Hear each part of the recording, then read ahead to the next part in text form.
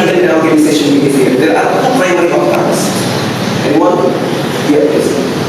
Job performance and organizational commitment. Yeah, job performance and organization commitment. So, organization commitment and job performance are the two primary outcomes that we study, and everything will relate to these two outcomes.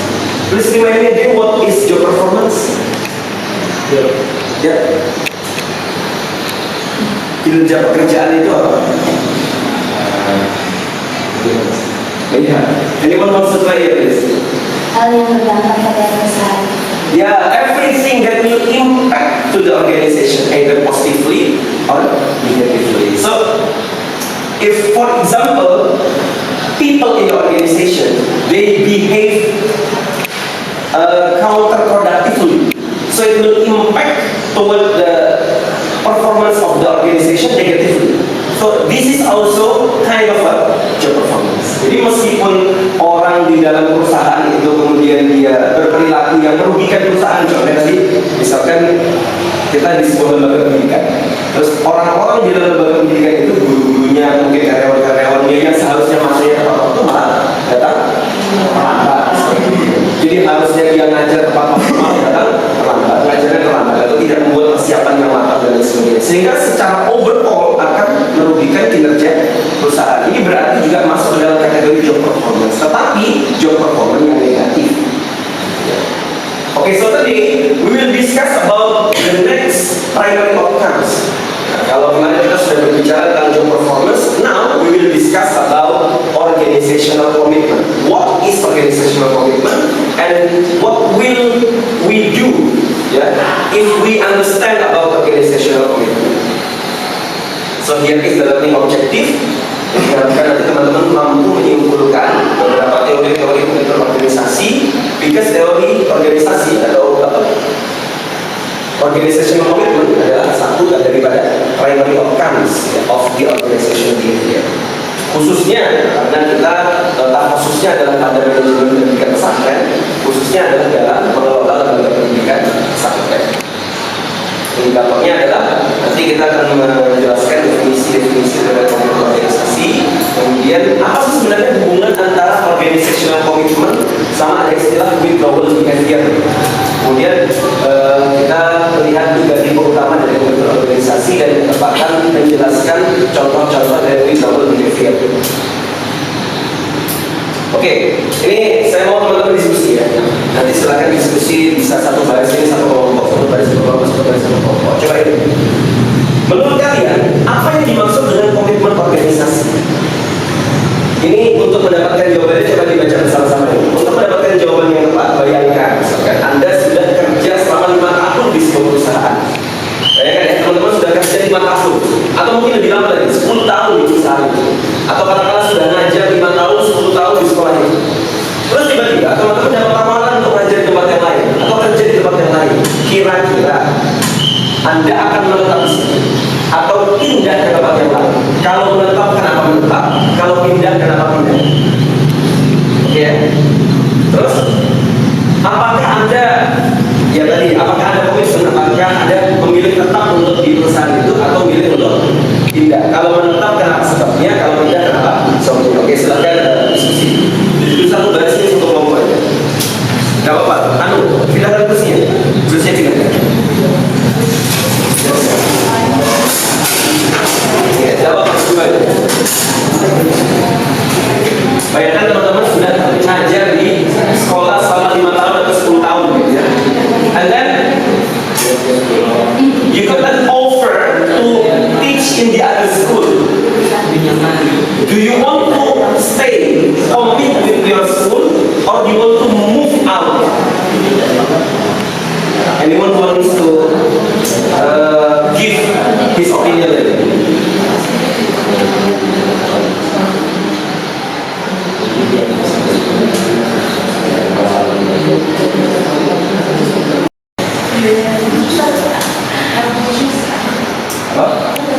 Organization behavior, yaitu job performance atau kinerja pekerjaan. Satu lagi adalah organizational commitment atau komitmen organisasi.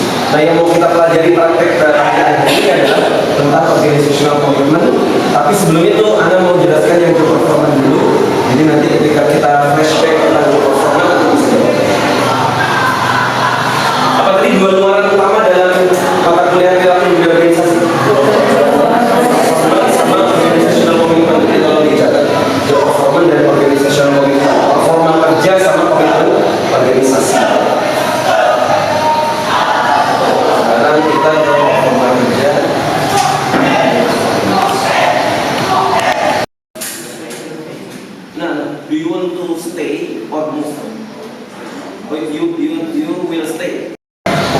performa pekerjaan atau kinerja pekerjaan, job performance.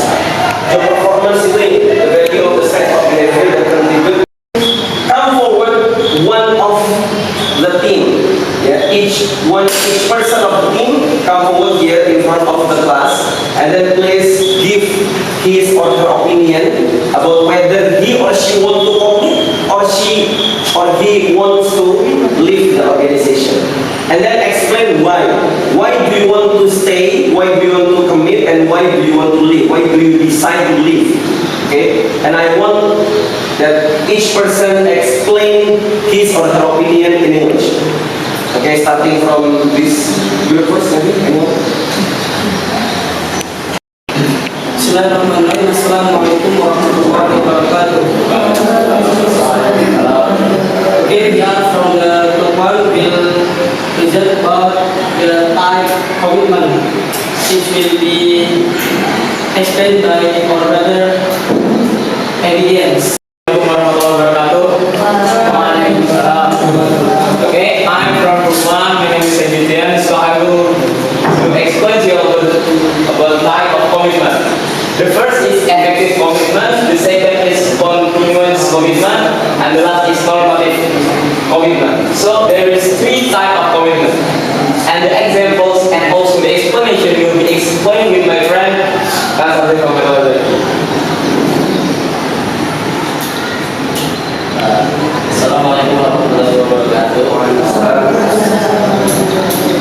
First, I will explain to you all affective commitment or emotion-based. Affective commitment, it's based by your emotion. Like maybe you have your family, work in the same place, or your friends. And the second is continuous commitment. The example is you stay in that company because you know the payment is high. So you stay because you need to. The third is normative commitment. It's based by the obligation. Example, maybe your boss has invested so much time to you, like playing to you or refreshing with you, more training you and showing you the ropes. So, normative commitment based by the obligation. You stay because you hope to. Any question from this side or this side? Please, any question from the girls maybe? One question from the girl and one question from the boy, please. Anyone?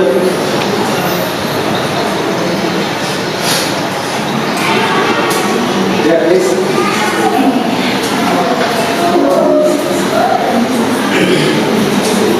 One question and one question.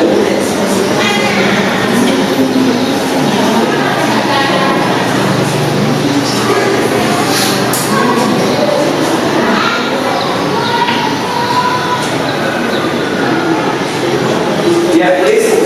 Yeah. I want the commitment and normative commitment. Yeah, please make it clear. I want to specify the different effective commitment and normative commitment. Yeah, the difference between affective commitment and normative commitment because it is look similar, yeah, emotion based and obligation based. Well, what do you think is different between the affective and the normative commitment? Yeah, please.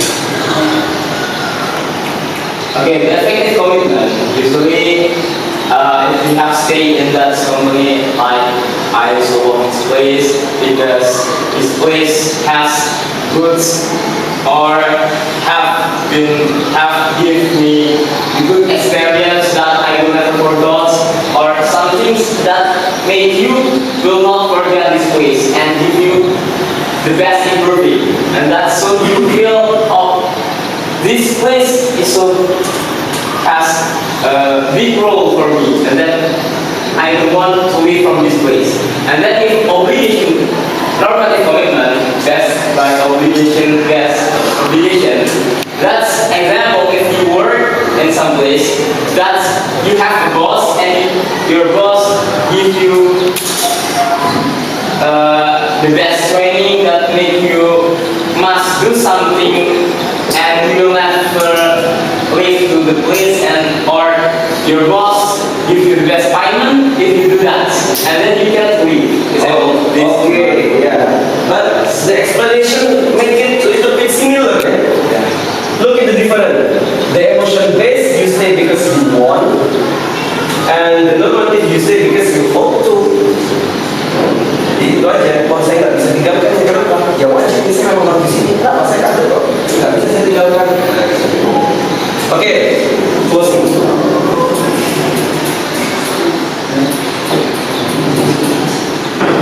Okay, that's this from us. I close. I say Wassalamualaikum warahmatullahi wabarakatuh.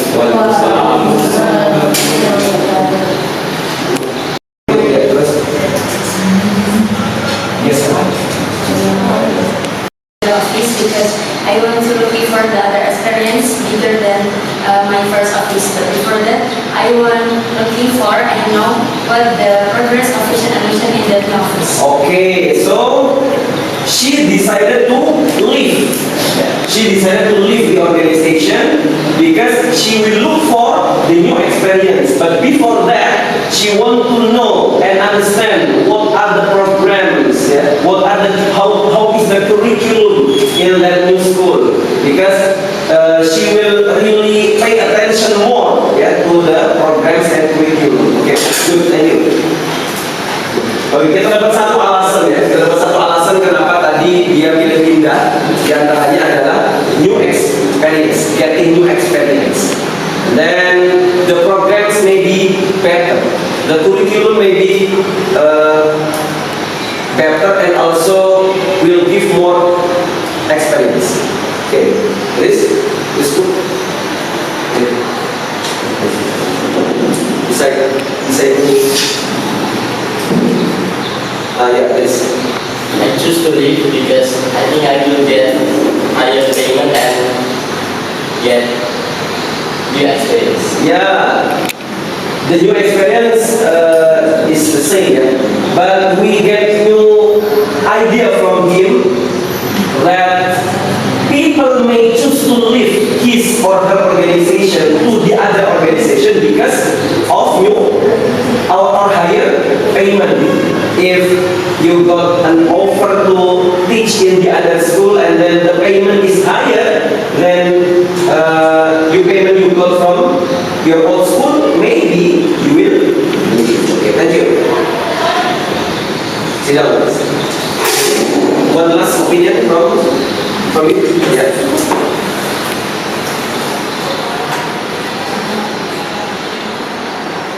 I choose to stay in SMN because the condition working is good working and the payment is high. Okay, the payment is high and then the working condition is good, so he choose to stay.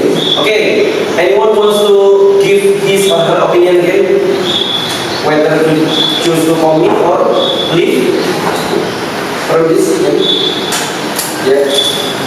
Okay, stay to your place. I choose to out from my old office because in new office is the place nearer from my home. The place is nearer. Okay, so you just go to out because the new place is nearer to your home.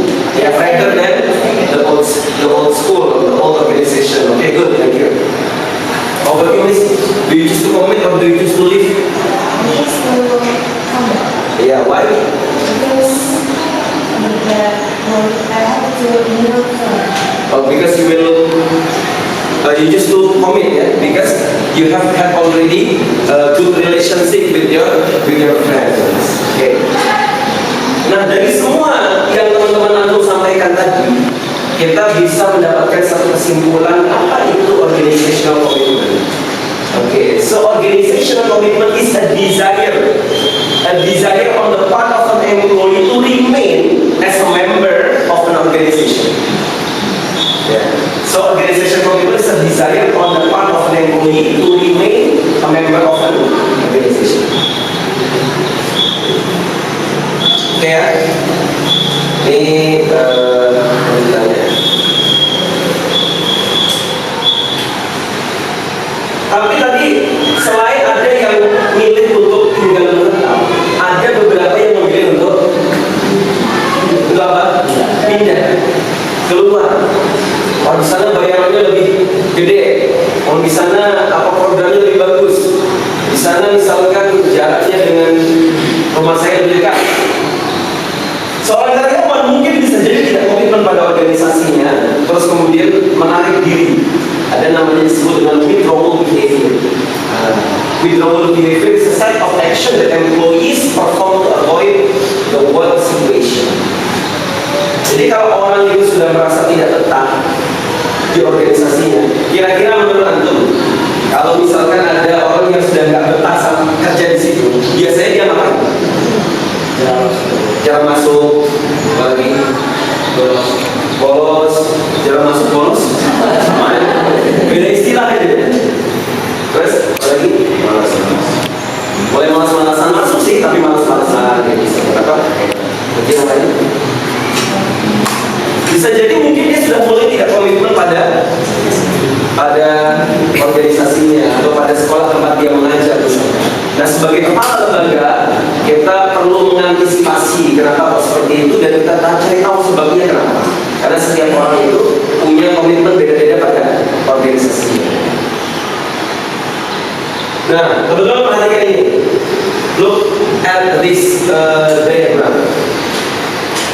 Ini bandingan antara withdrawal behavior and organizational commitment.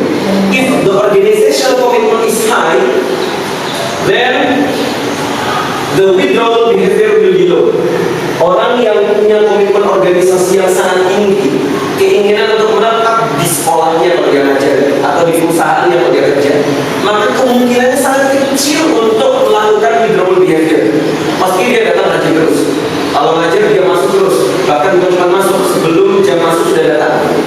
Itu kalau withdrawal behaviornya tinggi. Tapi kalau misalkan ada yang kemudian mulai agak terlambat dan lain sebagainya, ini berarti ada kemungkinan dia organizational commitment-nya semakin rendah. Ini perlu digali. Kenapa kok dia seperti itu? Oke. Begitupun sebaliknya, kalau withdrawal behavior-nya mulai tinggi, sudah lagi nggak pernah masuk ya, setiap jam belajar dia tidak pernah lagi masuk. Nah, ini perlu dipanggil karena memang dia sudah tidak lagi mau menetap di situ. So this is the correlation between withdrawal behavior and organizational commitment. If the withdrawal behavior is high, then the organizational commitment will be low. And if the organizational commitment is high, then the withdrawal behavior will be low. Any question before we proceed next? Yeah, okay. Here is an article I wrote and I have already published about the designing strategy for Islamic boarding school. Please read and then make a resume for my article, and then I will choose randomly for the next class to present what you understand from the article that I wrote about designing strategy for Islamic boarding school. And then the materials of today's course has been already uploaded in e-learning. You can access it and then you can download it and then you can read it anytime you want. And then you can maybe make a question and discussion with your friend also from that e-learning platform. I guess this is what we learned for today. Let's close by presenting Alhamdulillah.